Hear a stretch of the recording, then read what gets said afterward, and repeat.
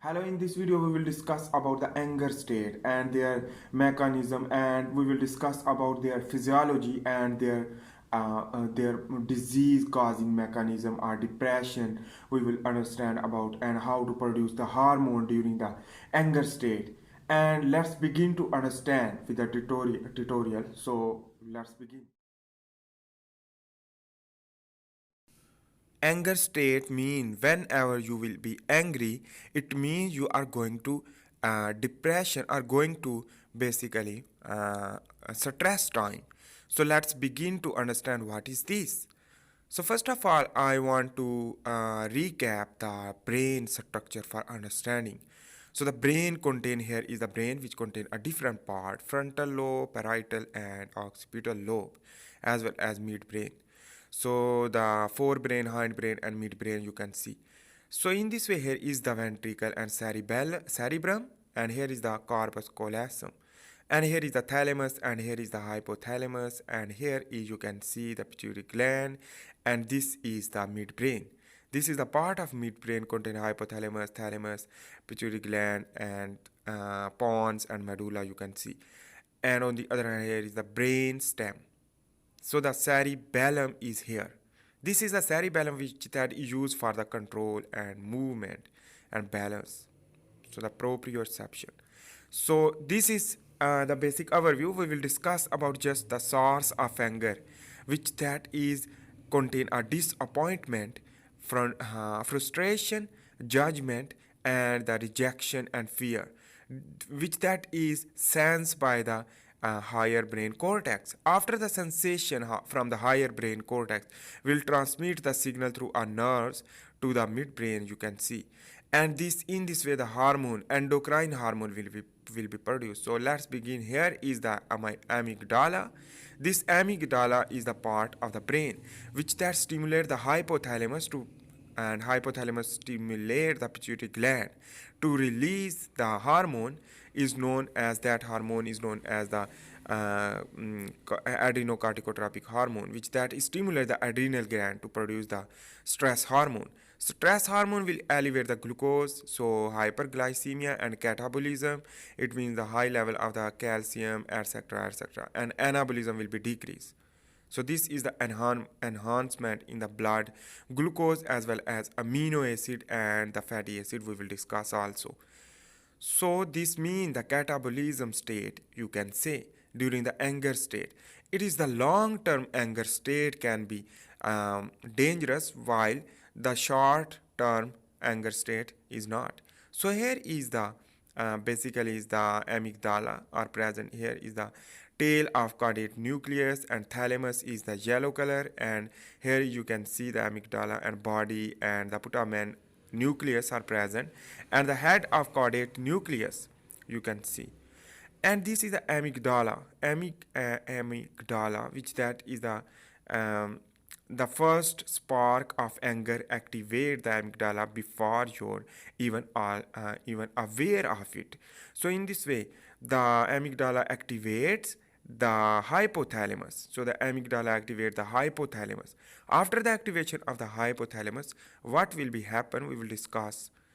So here is the hypothalamus, and below the hypothalamus is the stack-like structure attached with the pituitary gland is known as the infundibulum, and the attached with the infundibulum with the anterior and posterior pituitary gland is known as the adenohypophysis and neurohypophysis.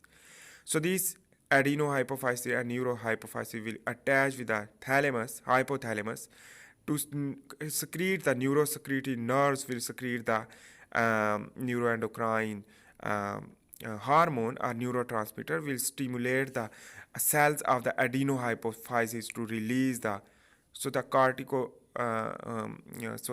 releasing factor, adrenocortico release hormone releasing factor will stimulate the adrenal tropic hormone, which that is known as the ACTH. And this ACTH is the target of the ACTH is the adrenal gland. So here is the ACTH, adrenocorticotropic hormone, which will be target to the adrenal gland and bind with the receptor. So it is known as the ACTH receptor. After the binding with the adrenal gland with the cell of the adrenal gland, so in this way, after the binding to produce the stress hormone, this stress hormone can be we will discuss basically. So first of all, I want to show the cross section of the adrenal gland for understanding their anatomy. So their anatomy you can see here is the different layers. Outermost layer is known as the zona glomerulosa. This is the mineralocorticoid and aldosterone secretion responsibility of the zona glomerulosa. Sorry. So this is basically inner from the zona glomerulosa to the inner is the zona fascicularis and zona reticularis, which that is both is responsible for the production of the glucocorticoid, which elevate the glucose level in blood, which that is short time if we will discuss. So that is not a problem, but the long term will lead to cause the diabetes mellitus too. And here the androgen produce and mineralocorticoid, androgen and mineralocorticoid. Mineralocorticoid is important for the elevation of the calcium, sodium, and magnesium into the blood. On the other hand, here is the medulla, which that is stimulate the catecholamine, and this catecholamine is the neurotransmitter, can be epinephrine and norepinephrine or cortisol, which that will lead to sympathetic nervous system activation. And after the sympathetic nervous system activation due to the elevation into the blood, catecholamine will be elevated into the blood, and after all this will be bound with the receptor, nerve receptor, and after the binding to create the calcium channel will be open to move calcium inside due to the high level of the calcium into the blood due to the catabolism of the bone to release the phosphate and calcium. So calcium will be moving and the sympathetic nerve will be stimulated and the synapse will be occur, and in this way the synapse is also release the adrenaline and cortisol and norepinephrine. And one more important thing is that the neurotransmitter will be stimulated, the dopamine can be released, but in this case we are not understanding because the dopamine is basically the pleasure hormone, pleasure neurotransmitter, so it is not. Basically synapse will neurotransmitter will release, so after the releasing to more calcium influx, so the more calcium influx, in this way the stimulation of sympathetic nervous system will be activated to cortisol level high to form a stress state or angry state. This angry state will lead to catabolism. Catabolism mean the muscle breakdown. If we will discuss the muscle breakdown, and on the other hand, important thing is that during the high intensity exercise will also produce the cortisol, but that is the different things. So the elevate of cortisol causes neurons to accept too much calcium through their membrane. A calcium overload can make cell fire too frequently and die. The hippocampus and hippocampus and decrease the vulnerable to cortex, so the basically is the damage the nerves. On the other hand, the too much cortisol will decrease serotonin. Serotonin is basically is the pleasure hormone will decrease, and that's the hormone that make you happy. Decrease serotonin make you feel anger and pain more easily, as well as increase the aggression behavior and lead to depression. So in this way the serotonin will be decreased, so ultimately increase the cortisol hormone. On the other hand, the destruction hormone and the pleasure will be decreased ultimately, and chain of the anger will be occur due to the drastically decreasing of the serotonin. So in this case, here is the brain we will discuss, if the angry brain, which contain a prefrontal cortex here, prefrontal cortex, and this prefrontal cortex and hippocampus will be suffer from the anger time. So this suffering of the anger time will elevate the, for example, the prefrontal cortex.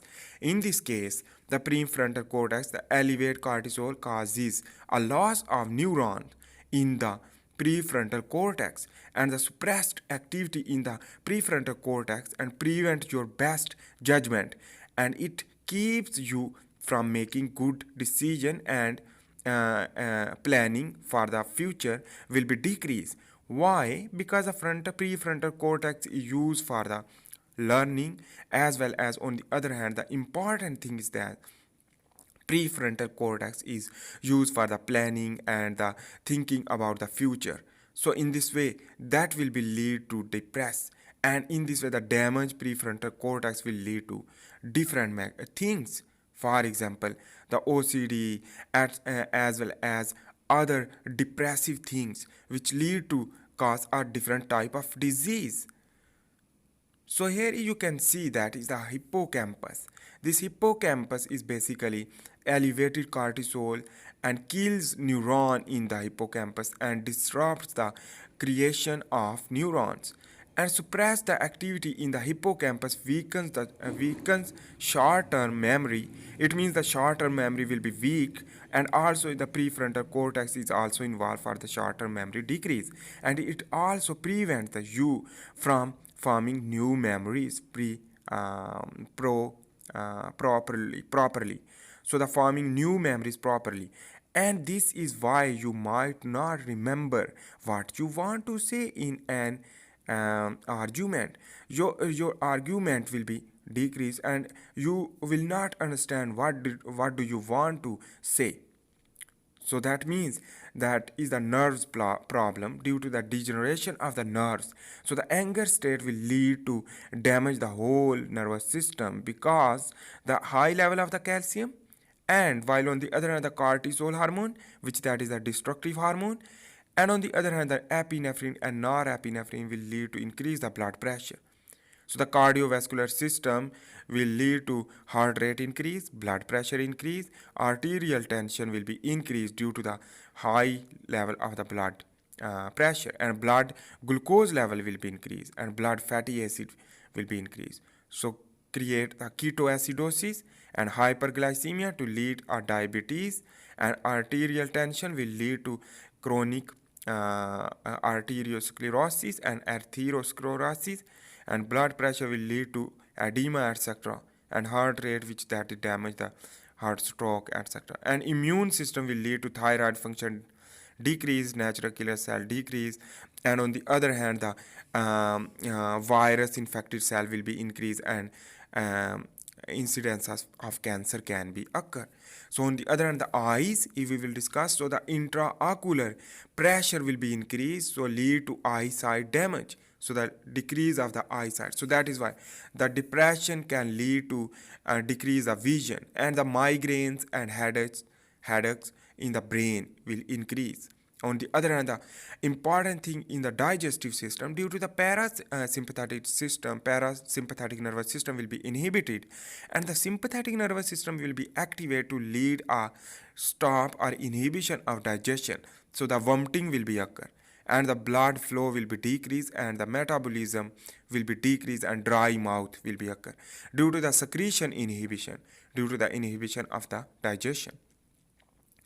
So in this case, the bone density will be decreased due to the cortisol hormone for catabolism of the bone. So in this way, the decreasing of the bone density due to the high level of the blood calcium in our blood circulatory system to lead or damage the nerves. So that all thing is anger state.